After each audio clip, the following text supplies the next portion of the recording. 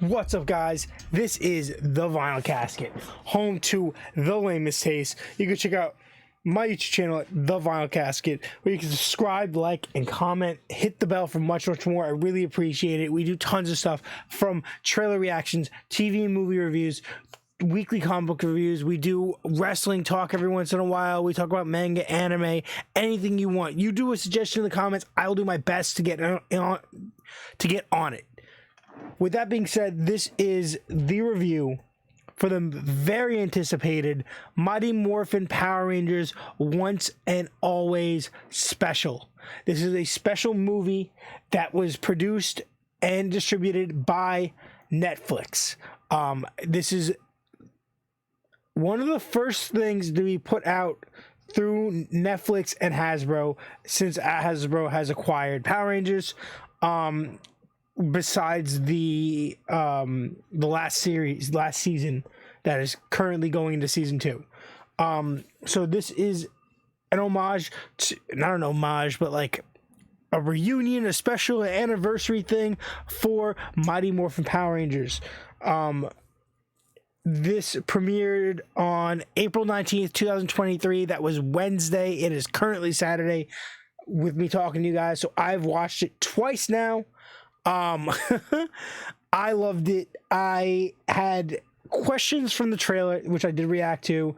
I had ideas and trying to figure out where they were going and how they were going to do this. It has a runtime of 55 minutes. It is rated TV Y7. It's solid. It has a very interesting returning cast. And they do a decent job of explaining certain things about who's who. So quickly, let me get it out of the way. Visually, this was good. The choreography was good. The editing was good. The shot selection, the acting was pretty solid for guys that might not have acted in a very long time. Certain stuff like that. It was an all-around solid special that I did really enjoy, and I think they did a really good job honoring... Oh, what's that? Honoring the source material. So that out of the way was good.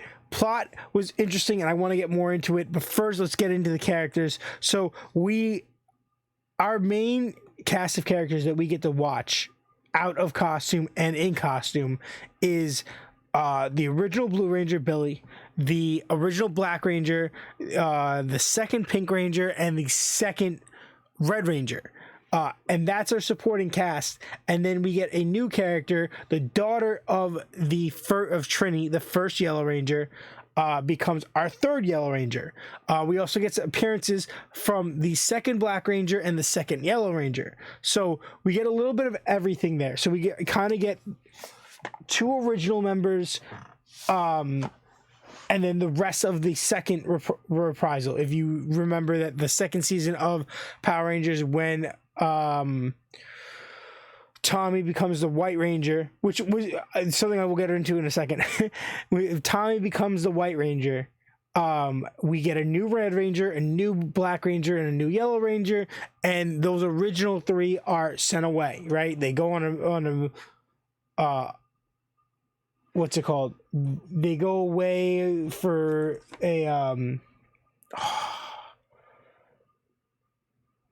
a UN thing. I can't remember what it was called, but they go away, right? And that was what they were explaining in the show. In the comics, we use that as an explanation. They go away and they become the Omega Rangers. That's cool. And then eventually Jason, the original Red Ranger, comes back and becomes Zeo Gold. So we've always known that, right? So in this, this special acknowledges that the other teams of Rangers throughout the universe and the realities and time are established and are a real thing, right? It's established. We get to see them in costume as captured action figures, right? That is facts. So taking in the account the other reunion episodes, the other specials, anniversary issues that we've had over the years, it confuses me that Zach has the black power coin. It confuses me that the power coin's back in general, but the power coins are back in general. But basically, this whole story comes with Billy's trying to find Zordon again. He's working with Alpha, trying to find Zordon. Accidentally, brings Rita's energy back. She inhabits Alpha, becomes Robo Rita. Goes through there, creates 2 robot minions and new putties, and is trying to kill everyone, right? She's much more brutal than before, this, that, and the other thing. So now she's running around, they know it, they know there's an issue. They never really address how they have the power coins.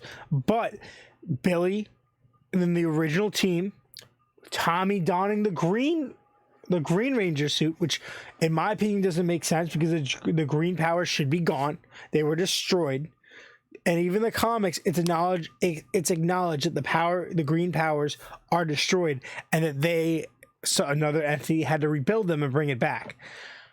There should be no Green Ranger. It should be the White Ranger. If Tommy's gonna come back, technically, the last time we see Tommy, he is the Black Dino Thunder Ranger. So, in continuity, we've seen him come back as the Green and White Rangers in the past. And mostly we see him come back as the Green Ranger. I don't get it. Green powers should be gone. If he's gonna come back as someone, it should be either Red Zeo or White. Or most importantly, I think Dino Thunder, but whatever. I don't want to go on too long about this. I have a lot to say, but that was one of my things, is that Tommy being the Green Ranger and being married to the second Pink Ranger was weird. And then they never show Tommy because obviously, rest in peace.